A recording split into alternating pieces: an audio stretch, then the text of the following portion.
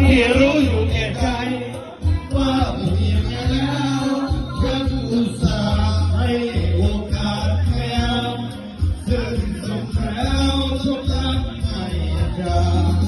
มาถึงจอดหัวใจโศกเศร้าคิดถึงเจ้านอนกอดแม่กอดลูก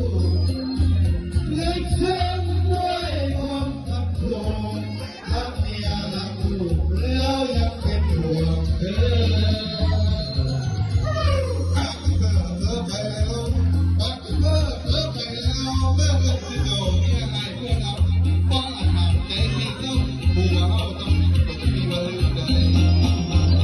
วันใด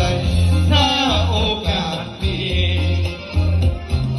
พี่จะรีบไปทันใดกลับไปก่อนขอน้องให้ถึงใจต้องแน่นเลยก็เพียงพี่เหมือนกันความสัมพันธ์สองเราอย่าบวกไปหวัง